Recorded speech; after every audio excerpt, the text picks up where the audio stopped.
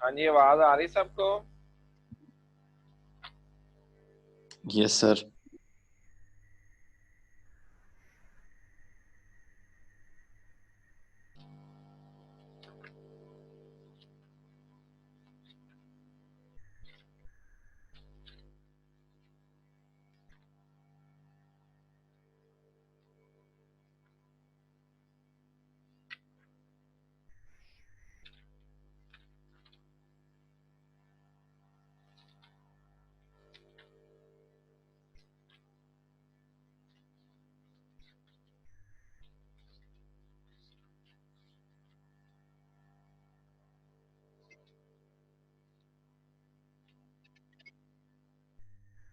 अच्छा जी, last time हमने registration के बारे में पढ़ा था। ऐसा ही था कि किन को रजिस्ट्रेशन की जरूरत होती है सेल्स टैक्स की।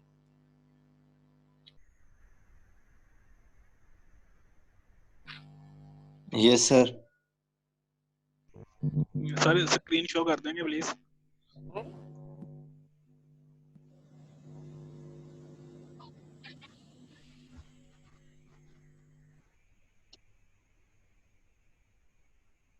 क्या कहा जी? ये बुक से रीडिंग होनी है, आज का क्वेश्चन बुक से है।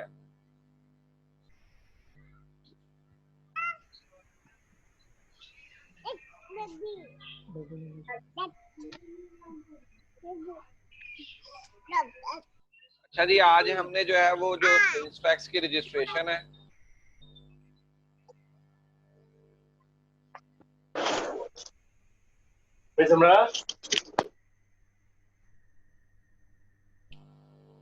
सेल्स टैक्स की जो रजिस्ट्रेशन है आज हमने उसको देखना है थ्रू एप्लीकेशन।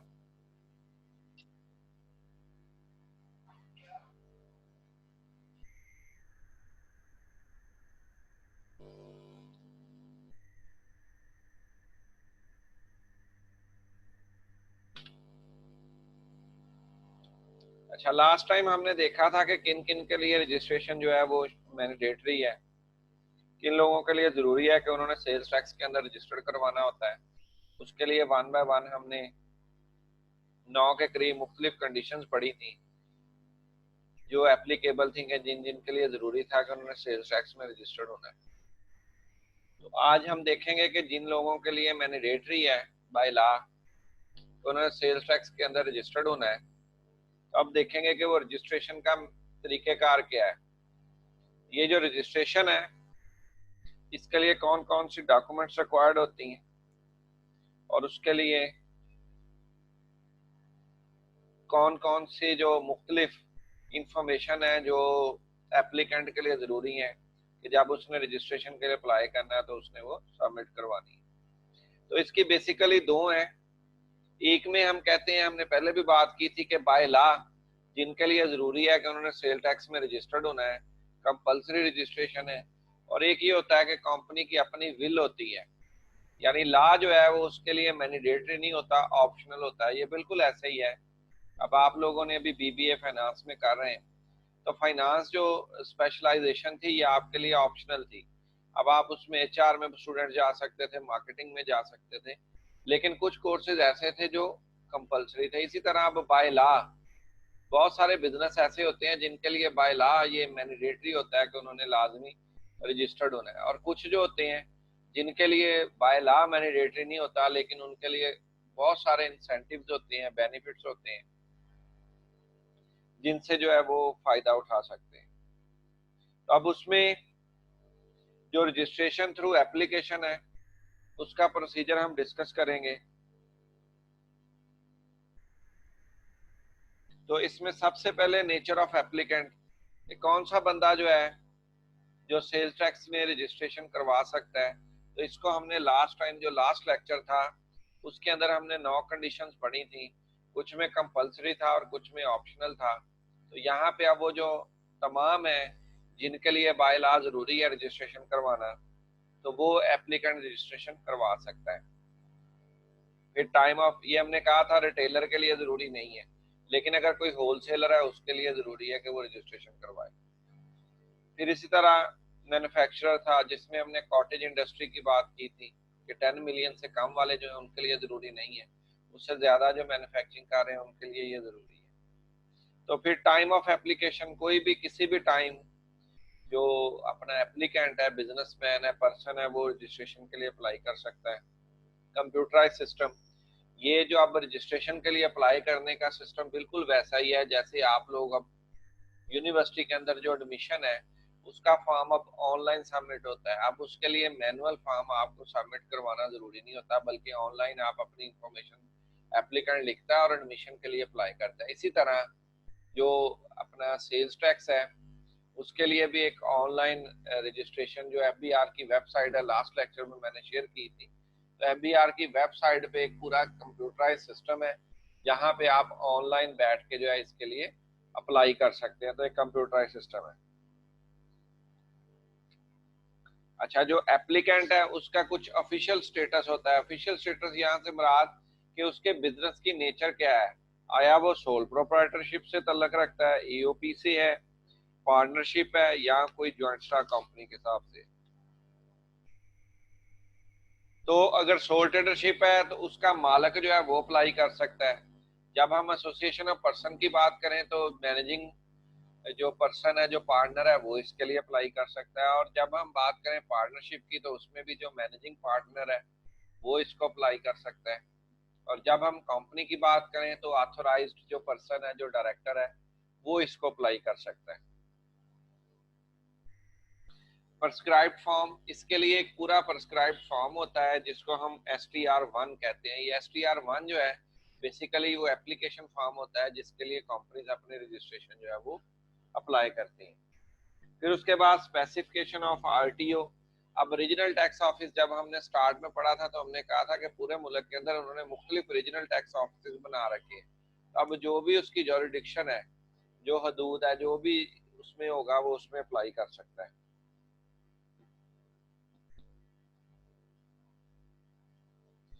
जो क्राइटेरिया स्पेसिफिकेशन ऑफ RTO के, अब किसको कैसे पता चलेगा कि उसका रीजनल टैक्स ऑफिस कौन सा है, तो उसके लिए कुछ तरीकेकार दर्ज है, उसको हम अंडरस्टैंड कर लें ताकि अगर आने वाले टाइम में किसी ने कोई कंपनी सेल टैक्स में रजिस्टर्ड करवानी है तो उसके लिए ये इंफॉर्मेशन जो है मालूम होना जरूरी है।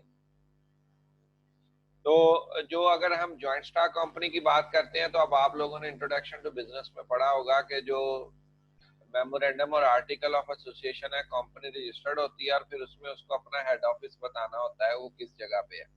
तो उसी हेड ऑफिस की बेस पे जो उसको अपना जो है वो ऑफिस लगेगा वहां पे उसने अपने आप को रजिस्टर्ड करवाना। ये पब्लिक लिमिटेड कंपनी के लिए।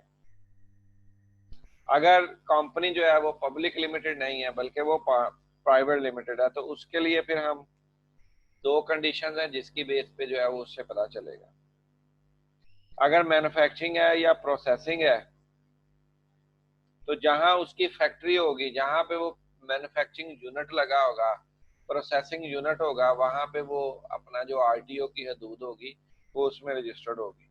और अगर अदर देन मैन्युफैक्चरिंग है तो वो जहां पे उसका मेन बिजनेस एक्टिविटी हो रही है तो वहां पे उसकी बुनियाद पे वो अपने RTO का इंतखाब करेगी।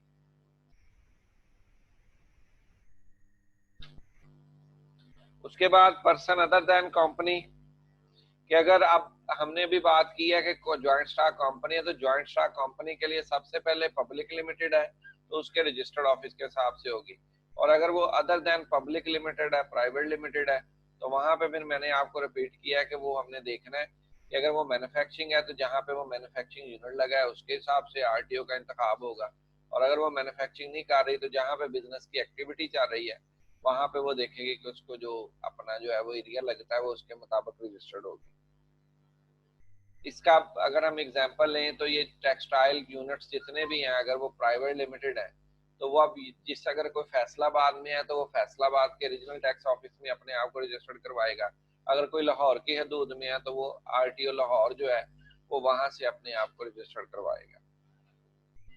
और अगर जो अदर देन कंपनी है, पर्सन है, तो उसके हिसाब से अब वो अदर देन कंपनी का क्या हो सकता है, वो एसोसिएशन ऑफ पर्सन हो सकती है, वो पार्टनरशिप हो सकती है, और वो इंडिविजुअल सोल प्रोप्राइटरशिप हो सकती है। और अपना अगर एक अदर देन कंपनी और उसके पास एक ही मैन्युफैक्चरिंग का यूनिट है और जहाँ पे वो अपना मैन्युफैक्चरिंग यूनिट उसका लोकेटेड होगा वो वहीं पे उसको जो है वो अपना रजिस्टर्ड करवाएगी। यानी जो मैन्युफैक्चरिंग है other than public limited company, जहाँ पे भी उसका मैन्युफैक्चरिंग यूनिट है, या वो जो अगर मैन्युफैक्चरिंग नहीं है तो वो जो ट्रेडिंग नेचर का बिजनेस है, तो जहाँ पे जिस ज्यूरिडिक्शन में वो काम कर रही है वहाँ का जो है वो आरटी ऑफिस जो है वो वहाँ पे उसको वो सिलेक्ट करेंगे। उसके बाद जब आपने अप्लाई करना है तो उसके लिए बहुत सारी इंफॉर्मेशन होती हैं जो रिक्वायर्ड होती हैं। अब वो जो रिक्वायर्ड डॉक्यूमेंट्स हैं उसके लिए, उसमें सबसे पहले CNIC और पासपोर्ट। यानी अब ये CNIC और पासपोर्ट मैंने पहले भी कहा है कि अगर सोल प्रोप्राइटरशिप है तो उसके मालिक का होगा, अगर वो पार्टनरशिप है तो वो जो मैनेजिंग पार्टनर है उसका, एसोसिएशन ऑफ पर्सन में भी ऐसे ही जो मैनेजिंग पार्टनर है उसका, और अगर जॉइंट स्टॉक कंपनी है तो अपना पब्लिक लिमिटेड कंपनी है या प्राइवेट लिमिटेड तो वो जो उसका मैनेजिंग डायरेक्टर है उसका जो है वो पासपोर्ट और CNIC जो है वो रिक्वायर्ड होगा। फिर उसके बाद इन कारपोरेशन सर्टिफिकेट, ये सिर्फ अगर कोई कंपनी का बिजनेस है, जैसा कि पब्लिक लिमिटेड कंपनी है, प्राइवेट लिमिटेड कंपनी है, तो उसके लिए फिर वो जरूरी होगा कि वो अपना इन कारपोरेशन का सर्टिफिकेट जो है वो जमा करवाए। इन कारपोरेशन का सर्टिफिकेट अब आपने इंट्रोडक्शन टू बिजनेस में पढ़ा होगा कि जब कंपनी रजिस्टर्ड होती है तो वो इन कारपोरेशन का बिजनेस जो है वो उसके लिए मैंडेटरी होता है, और ये कंपनीज ऑर्डिनेंस के तहत जो है वो उसको इशू किया जाता है। फिर रजिस्ट्रेशन सर्टिफिकेट, अगर वो कोई एसोसिएशन ऑफ पर्संस है, पार्टनरशिप का बिजनेस है, तो उसके लिए फिर आप वही रजिस्ट्रेशन सर्टिफिकेट होगा। उसके बाद पार्टनरशिप डीड, पार्टनर्स की शक्ल में अगर वो पार्टनरशिप का बिजनेस है तो उसके लिए फिर वो पार्टनरशिप डीड रिक्वायर्ड होगी। बैंक अकाउंट सर्टिफिकेट, तो यहाँ पे अब बैंक अकाउंट मेंटेनेंस सर्टिफिकेट होता है जो बिजनेस के नाम पे होता है। अगर वो पार्टनरशिप का है और एसोसिएशन ऑफ पर्सन है, ज्वाइंट स्टॉक कंपनी है, तो उसमें जो कंपनी का बिजनेस के नाम से अकाउंट ऑपरेट हो रहा है वो उस बैंक का सर्टिफिकेट, उसका अकाउंट मेंटेनेंस सर्टिफिकेट जो है वो साथ अटैच करना जरूरी है।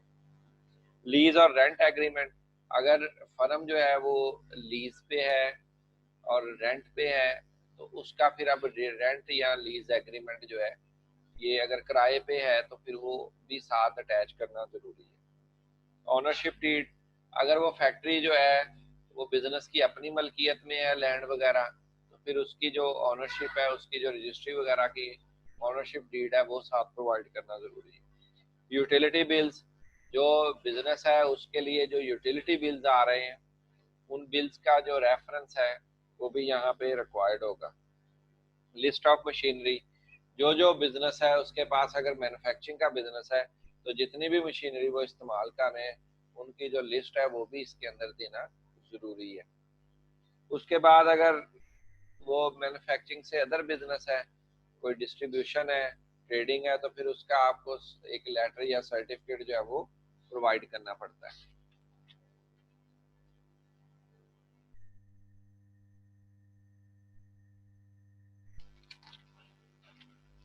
फिर उसके बाद बैलेंस शीट है। Balance sheet, statement of affairs या इक्विटी ऑफ द बिजनेस, ये भी अब अपना चीजें साथ जो है ये भी अपना सबमिट करवाना पड़ती हैं। अब ये बैलेंस शीट जो होगी ये बिजनेस के एक्चुअल एसेट्स की, मशीनरी की लिस्ट अलग से प्रोवाइड करनी है, बिजनेस के जो बाकी एसेट्स और लायबिलिटीज हैं उनकी बैलेंस शीट अलग से प्रोवाइड करनी होती है। पर्टिकुलर्स ऑफ ब्रांचेस, कि अगर कोई ऐसा बिजनेस है जिसकी बहुत ज्यादा ब्रांचेस है, फॉर एग्जांपल अगर हम गोरमे बेकरी की बात करें, इम्तियाज की करें, और इस तरह के जो बिजनेस यूनिट्स हैं जिनकी ब्रांचेस एक से ज्यादा होती हैं, तो फिर उसकी लिस्ट जो है वो तमाम की वो भी प्रोवाइड करनी पड़ती है। तो ये जितने भी अपना, अगर आप जे डॉट ले लें, ईडर रॉब ले लें, इनकी भी अब आपको पता है बहुत सारी, ऑक्सफोर्ड है, बुनेंजा है, लिवाइस है, तो इनकी भी ब्रांचेज हैं। तो ये सारे के सारे जो है फिर उनकी लिस्ट उनको प्रोवाइड करना पड़ती है। उसके बाद पर्टिकुलर्स ऑफ फ्रेंचाइज होल्डर्स, अब आपको पता है कि ये सिर्फ बहुत सारे बिजनेस ऐसे हैं अब जो खुद अपनी ब्रांचेस बनाते हैं और कुछ जो है वो फ्रेंचाइज की बेस पे चल रहे हैं। जैसा कि अब अगर हम बात करें तो ये जो यूफोन है, अपना मोबलिंक है, उसके बाद टेलीनॉर है, इनकी अब आपको बहुत सारी फ्रेंचाइजेस, जोंग है, इनकी फ्रेंचाइजेस मिलेंगी। अब वो जो फ्रेंचाइजीज हैं उनकी पर्टिकुलर्स भी जो है वो देना जरूरी होते हैं। जब ये एप्लीकेशन ऑनलाइन वो अपना डिटेल सारी सबमिट करवा देता है, इसकी सारे डॉक्यूमेंट्स की स्कैन कॉपी जब वो अपलोड कर देता है, तो फिर जो मैनेजिंग पार्टनर होता है या कंसर्न पर्सन होता है, जो अगर ओनरशिप है, सोल प्रोप्राइटरशिप है तो जो ओनर है, और पार्टनरशिप है, एओपी है तो जो मैनेजिंग डायरेक्टर है, और अगर वो कंपनी है तो उसका जो मैनेजिंग डायरेक्टर है, तो वो विजिट करेगा आरटीओ के ऑफिस। तो आरटीओ का जो ऑफिस है वो वहां पे उसकी बायोमेट्रिक्स तस्दीक करेगा। ये बिल्कुल ऐसे ही है जैसे एक अकाउंट ओपनिंग होती है, तो अकाउंट ओपनिंग के वक्त जो है वो बायोमेट्रिक की जाती है, इसी तरह यहाँ पे भी अब उसकी बायोमेट्रिक होगी। उसके बाद जीपीएस टैग फोटोग्राफ्स। अब आपको पता है कि जो लोकेशन होती है, जो फैक्ट्री की लोकेशन है, बिजनेस की लोकेशन है, उसकी अब जीपीएस टैग फोटोग्राफ्स जो है वो भी यहाँ पे अपलोड करना जरूरी है। अच्छा, अब यहाँ पे कुछ ऐसी कंडीशंस हैं जो हर एक की डिफरेंट है, मैन्युफैक्चरिंग से डिफरेंट है, होलसेलर की और है, और इसके अलावा जो बाकी नेचर ऑफ बिजनेस है उनकी डिफरेंट है। तो सबसे पहले अब इसमें एक और जो होती है जीपीएस टैग फोटोग्राफ्स। तो अगर वो मैन्युफैक्चरिंग का बिजनेस है तो वो जो बिजनेस प्रिंसेस है उसकी वो फोटोग्राफ्स अटैच करेगा। ऑफिस इक्विपमेंट जो ऑफिस है उसकी फोटोग्राफ्स करेगा, इलेक्ट्रिसिटी मीटर और गैस मीटर। यानी अब यहाँ पे सिर्फ बिल नहीं होगा बल्कि उनके मीटर्स की जो तस्वीर है वो भी अपलोड की जाएगी। फिर फैक्ट्री प्रिंसेस, फिर वो जो फैक्ट्री है उसकी मेन मेन जो एरियाज है उनकी पिक्चर जो है वो अपलोड की जाएंगी। फिर मशीनरी, जो भी उसमें प्लांट और मशीनरी पड़ा है उसकी की जाएंगी। फिर उसके बाद जो रजिस्ट्रेशन है उसके लिए ये जरूरी है कि जिस जगह पे आप काम कर रहे हो वहां पे इंडस्ट्रियल जो मीटर है वो लगा होना चाहिए। और अगर ये होलसेलर है तो अब होलसेलर में आपको पता है उसके पास मशीनरी वगैरह नहीं होगी, तो उसके लिए जो बिजनेस प्रेमिसेस है वो उसकी जीपीएस टैग फोटो जो है वो अपलोड करेगा। ऑफिस इक्विपमेंट, जो भी ऑफिस का साजो सामान है, फर्नीचर वगैरह, उसकी तस्वीर दी जाएंगी। जो उनके पास कोई इलेक्ट्रिसिटी का बिल है, गैस का बिल आ रहा है तो वो उसकी फोटोग्राफ्स करेंगे। और गोडाउन, अब जो होलसेलर होता है उसका ट्रेडिंग का बिजनेस होता है, वो बेसिकली ज्यादा से ज्यादा स्टोर करता है, तो जो उसके पास गोडाउन है उनकी जीपीएस टैग फोटोग्राफ्स जो है वो अपलोड की जाएंगी। और अगर कोई इन दोनों बिजनेस के अलावा कोई ऐसा बिजनेस है जैसा कि सर्विसेज नेचर का है, ये मोबलिंग वगैरह, जैसे अपना उसके बाद टेलीनॉर वगैरह और बहुत सारे ऐसे हैं, तो उनके लिए अब जो बिजनेस प्रेमिसेस हैं जहाँ पे बिजनेस हो रहा है उनकी तस्वीर जो है वो अपलोड की जाएंगी। ऑफिस इक्विपमेंट, जो उनके पास ऑफिस इक्विपमेंट है, और इलेक्ट्रिसिटी मीटर और गैस मीटर, तो उसके लिए यानी अब इसके लिए अब गोडाउन वगैरह की जरूरत नहीं होती, तो उसको वो शो करना नहीं पड़ता। फिर उसके बाद जो एक और इम्पोर्टेंट इंफॉर्मेशन है वो डिक्लेरेशन होती है अनसोल्ड और अनयूज स्टॉक्स की। तो जो भी उनके पास क्लोजिंग स्टॉक पड़ा होता है उसकी बकायदा से वो डिक्लेरेशन जो है वो सबमिट करवाते हैं। वो जो डिक्लेरेशन है वो जरूरी होती है कि हमारे पास इतनी अमाउंट जो है वो पड़ी हुई है।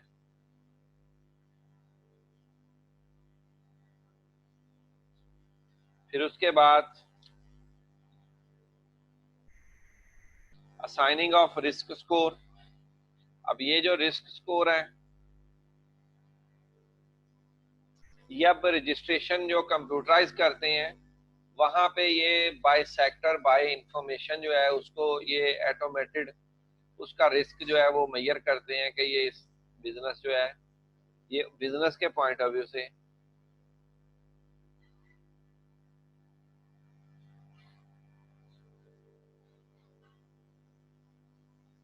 बिजनेस के पॉइंट ऑफ व्यू से उसका जो रिस्क स्कोर है वो किया जाता है। उसमें दो तरह का होता है, एक लो रिस्क स्कोर होता है और एक हाई रिस्क स्कोर होता है। अगर कोई ऐसी एप्लीकेशन है जिसमें इंफॉर्मेशन अभी इनकम्प्लीट है या अभी फर्दर इंफॉर्मेशन है तो वो इनकम्प्लीट होगी तो उसको हाई रिस्क करेगा, और जो कंप्लीट होंगी जिसमें कुछ छोटा सा शॉर्टफॉल होगा उसको वो लो रिस्क की कैटेगरी में लेगा। उसके बाद इश्यूएंस ऑफ रजिस्ट्रेशन, जब प्रोसेस होगा और Excuse me, लो sir. रिस्क। जी जी प्लीज। सर ये लो रिस्क और हाई रिस्क एक दफा दोबारा रिपीट कर हाँ दें जी, मैं प्लीज। अभी बताता हूँ जी, अभी दोबारा आपको करता हूँ। बेसिकली जब आप इंफॉर्मेशन, ये सारी हमने जो पीछे बयान की है सिस्टम में जब ये डाली जाती है ना, अब इसकी मैं आपको आसान एग्जांपल बताता हूँ कि जब कभी आप अपना लॉगिन अकाउंट बनाते हैं तो उसके अंदर जब आप पासवर्ड को सेट करते हैं तो वो पासवर्ड के बारे में रिमार्क्स देते हैं कि ये पासवर्ड वीक है, स्ट्रॉन्ग है, मॉडरेटर है। ऐसे ही होता है ना। इसी तरह जब आप ये सिस्टम के अंदर इंफॉर्मेशन एंटर करेंगे तो वहां पे फिर लिस्ट आ जाएगी, उसमें या तो एप्लीकेशन जो है उसको लो रिस्क स्कोर दिया जाएगा कि जो डिटेल्ड इंफॉर्मेशन है वो इस एप्लीकेशन में सबमिट करवा दी गई है, या अगर कहीं पे कोई ऐसी इंफॉर्मेशन जो इम्पोर्टेंट है वो अगर मिस है तो वहां पे फिर हाई रिस्क स्कोर का जो है वो टैग आ जाता है। फिर वो एप्लीकेशन को आगे प्रोसेस भी किया जाता है, उसको फर्दर एवेलुएट किया जाता है कि इसमें कौन सी ऐसी इंपॉर्टेंट इंफॉर्मेशन है जो अभी तक मिस है। तो ये बेसिकली अवेलेबिलिटी ऑफ इंफॉर्मेशन पे है कि अगर आप सारी इंफॉर्मेशन दे देंगे, हर चीज जो वो मांग रहे हैं आप उनको प्रोवाइड कर देंगे तो वो आपको लो रिस्क स्कोर के जोन में ले जाएंगे। अगर आप उनसे कोई चीजें जो है वो पूरी प्रोवाइड नहीं कर रहे तो फिर वो हाई रिस्क की तरफ जो है वो चले जाएंगे।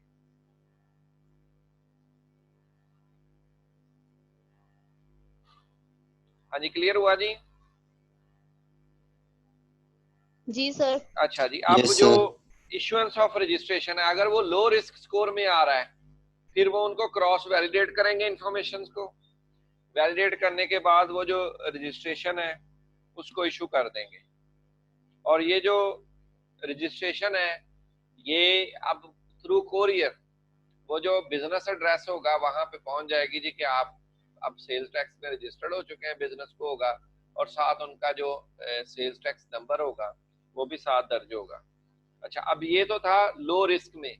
अगर हाई रिस्क होगा तो वो फिर फर्दर उनसे फर्दर चीजें डिमांड करेंगे और इंफॉर्मेशन लेंगे, उसकी मुकम्मल छानबीन होगी तो वो उसको फिर जो है वो बकायदा से, ये जो एफबीआर है उनके पास इन्वेस्टिगेशन टीम है, वो जब वहां जाके इंस्पेक्शन करेगी उन इंफॉर्मेशन को फिर क्रॉस वैलिडेट करेगी, फिर उसके बाद वो उसको रजिस्ट्रेशन जो है वो सर्टिफिकेट इशू करेंगे।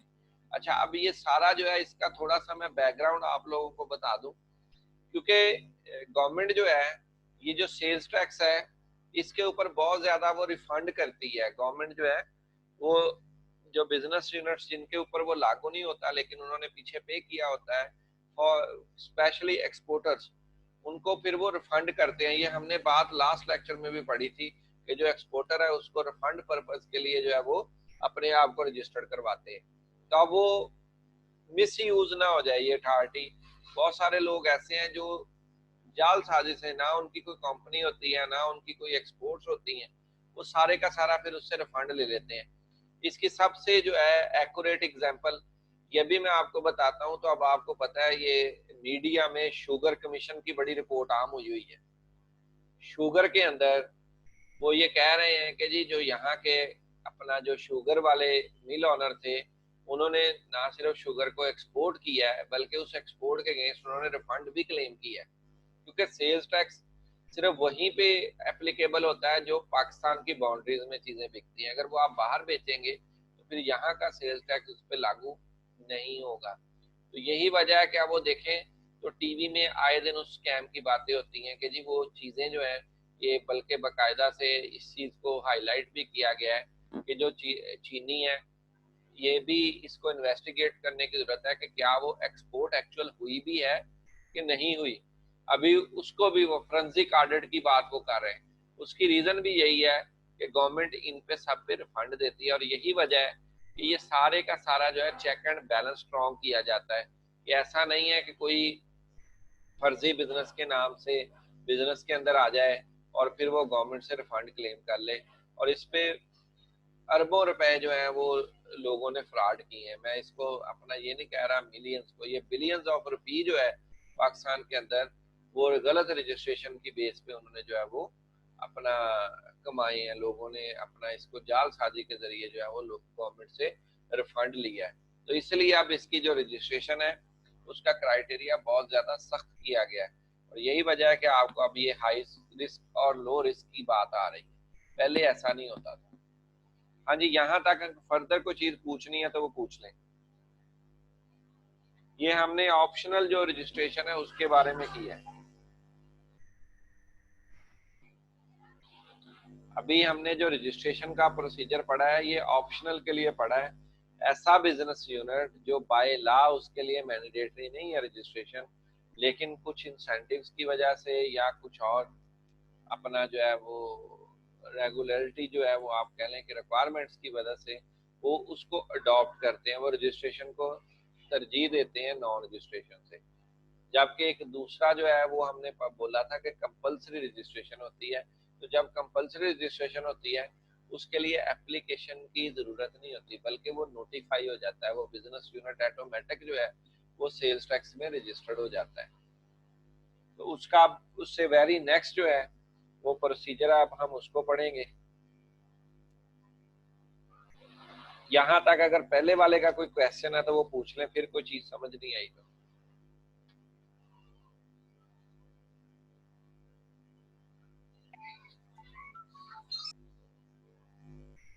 चलें जी, अब आगे हम करते हैं कंपलसरी रजिस्ट्रेशन पे।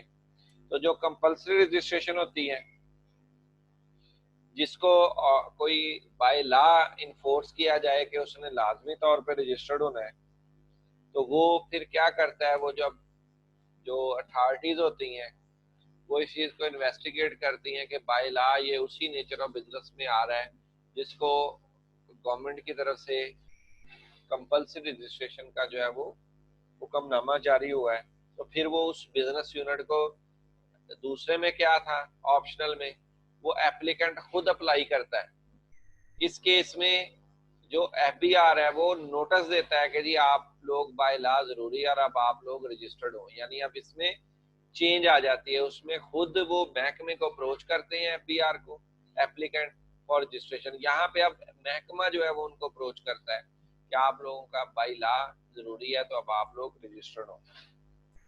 फिर उसके बाद वो रिप्लाई ऑफ नोटिस होता है। अभी यहाँ पे क्या होता है, वो बिजनेस यूनिट जो है अगर उसको लगे कि मैं इस कानून के तहत उस जुमरे में नहीं आता जिसके लिए रजिस्ट्रेशन जरूरी है, तो फिर वो क्या करते हैं, वो फिर उस पर अपील करते हैं जिसको हम हेयरिंग का कहते हैं। तो वो फिर हेयरिंग होती है वहां पे, उस पर फिर फैसला किया जाता है और फिर वो जो फैसला है उस पर फिर एंड पे डिसीजन होती है। अगर वो बिजनेस यूनिट के हो कि जी वो जो कह रहा है कि मैं इसमें एलिजिबल नहीं हूँ या मेरे पे एप्लीकेबल नहीं होता, तो फिर उसको मान लिया जाता है। लेकिन अगर वो ला बाय ला वो सारी फॉर्मेलिटीज जो बाय ला है उसके लिए कंपलसरी है, तो फिर उसको जो है वो रजिस्ट्रेशन की तरफ जो है वो फर्दर परसू के लिए कह दिया जाता है। और अगर रिप्लाई ना करे मकर्रा टाइम में, तो विदन अगर वो नहीं करता अप्लाई बिजनेस यूनिट, तो फिर वो विदन टाइम लिमिट जो है वो उसको अपना एक नोटिस देते हैं। फिर उसके बाद नोटिस आता है और एक मुकर्रर वक्त के बाद वो उसको जो है वो रजिस्ट्रेशन जो है ऑटोमेटिक जो है उसकी रजिस्ट्रेशन जो है वो बिजनेस की कर दी जाती है। तो ये वाली जो है, और फिर उसकी इंटीमेशन और उसको फिर लेटर चला जाता है कि बिकॉज आप अवेलेबल नहीं हुए, आपने हमें अप्लाई नहीं किया, तो लेकिन नेवरदलेस वो बिजनेस फिर उसको रजिस्टर्ड कर लिया जाता है। तो जो अगर हम देखें तो जो कंपलसरी रजिस्ट्रेशन है वो कदरे आसान है, और अगर ऑप्शनल पे हम जाते हैं तो वो मुश्किल है। अब आप लोग इन दोनों को भी पढ़ लें, तो 10 मिनट के बाद मैं फिर आप लोगों की क्लास जो है ना वो करता हूँ। फिर हम आगे जो है वो सेल्स टैक्स के बारे में फर्दर डी रजिस्ट्रेशन, यानी अब बहुत सारे बिजनेस यूनिट ऐसे होते हैं जिनके लिए फिर ये खत्म हो जाता है कि उनके लिए अब रजिस्ट्रेशन जरूरी नहीं है, तो अब उसकी रजिस्ट्रेशन खत्म करने के लिए भी एक प्रॉपर प्रोसीजर होता है। अब हम उसको देखेंगे कि वो कैसे होता है। तो अभी आप इसको पढ़ लें, जहाँ पे नहीं होगा तो मैं 10 मिनट के बाद दोबारा लॉग इन होता हूँ, तो फिर आप लोग क्वेश्चन कर लीजिएगा। उसके बाद फिर हम अगला जो है वो डी रजिस्ट्रेशन का उसको पढ़ेंगे।